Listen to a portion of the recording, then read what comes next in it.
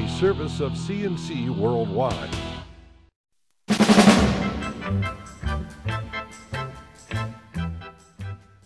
The Daily is a service of CNC News and Jib Jab Greetings. I'm Bud Lowell. AccuWeather forecast is right across the top of every CNC local news page.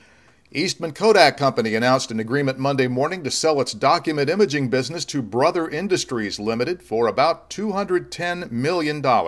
Selling the assets of its document business is another of the milestones Kodak set for itself on the road to getting out of bankruptcy.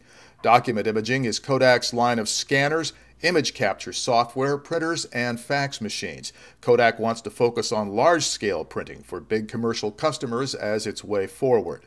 Besides paying cash for the Kodak scanner and printer business, Brother is assuming about $67 million of liability from that business. The federal bankruptcy court has to approve the deal, and Kodak has the option to switch buyers if somebody wants to offer more. Kodak says it will work to make sure its document customers get a smooth transition to the new owner, which will also be servicing their machines. Brother started in Japan in 1908 as a maker of sewing machines. It grew into an office machine and printer company and is now a global leader in laser, label, and multifunction printers, and it still has a division making sewing machines. Two of the most controversial sections of the NY Safe Gun Control Act are now in effect.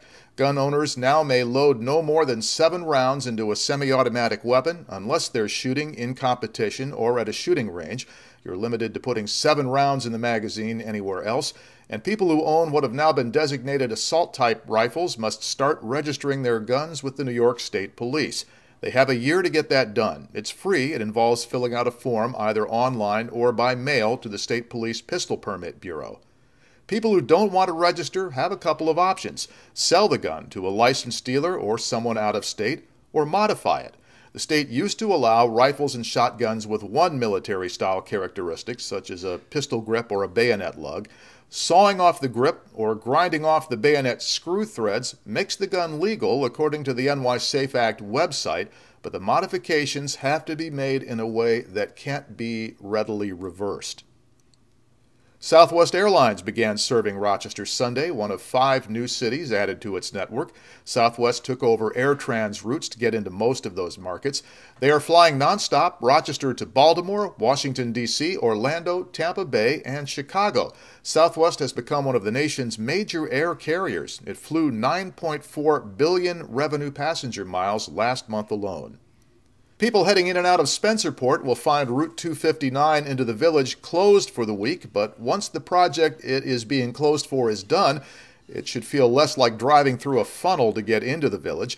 Work crews will spend the week tearing out the old Union Street Railroad Bridge. The narrow underpass is a traffic bottleneck on the main road into the village, a constant source of accidents, many involving trucks jammed under that 11-foot 6-inch underpass.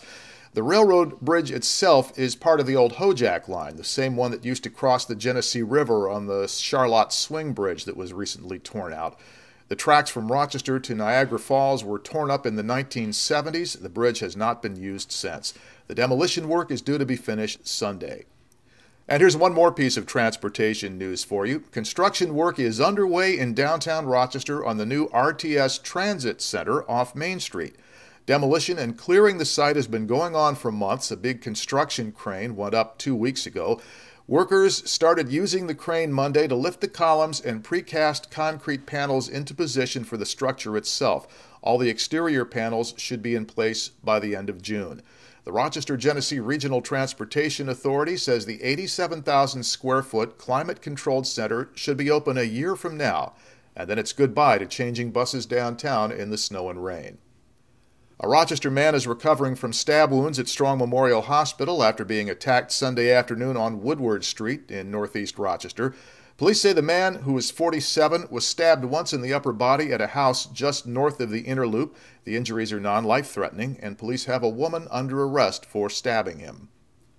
Rochester firefighters had to rescue the occupants of a wrecked car after a crash Sunday at North and Dernan Streets, again in northeast Rochester.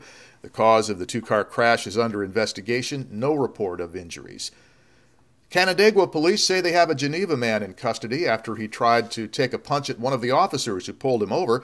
They have charged James Lusk with resisting arrest, driving while intoxicated, harassment, and violating Leander's Law. He was driving drunk with a child in the car, also didn't have a driver's license. Police say the 32-year-old man was pulled over at a store parking lot in Canandaigua. While being arrested, he tried to punch one of the officers. His new address is now the Ontario County Jail. Some 150 Victor residents had their heads shaved yesterday, Sunday, to help raise funds in the fight against childhood cancer. The St. Baldrick's Foundation was formed in 1999 by 3 New York City businessmen who had the idea of shaving their heads and anyone else's head that they could get to volunteer as a fundraising stunt. They did this because they heard that only 4% of federal cancer research funding goes into childhood cancer. Since their first event in 2000, the St. Baldrick's Foundation has grown into a series of annual shavings in all 50 states as people collect sponsors and get their heads shaved. They raised $30 million in 2012, a lot of it by shaving heads, just as they did Sunday in Victor.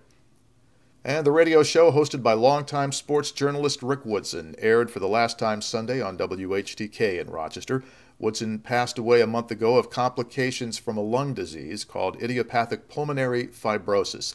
He was a longtime sports writer who covered the Buffalo Bills for the Old Times Union, wrote for the Rochester Business Journal, broke into radio and TV broadcasting in the 1990s at WXXI. He taught journalism at the State University College at Brockport as well. He's been doing the Golf Tee program for the last 10 years on WHTK with Terry Quinn and Darlene Summers. Their last broadcast took calls and remembrances of Rick Woodson and raised contributions for a scholarship fund in his name at Brockport State. To the left of the player window are links to these and other stories. At the bottom of the page, links you can use to post news and information directly to us. Tell us what you've seen. If you've captured some great cell phone video and have it up on YouTube, let us know or email it to us. The next news is as it happens. The updates are as necessary, and I'm Bud Lowell, CNC News.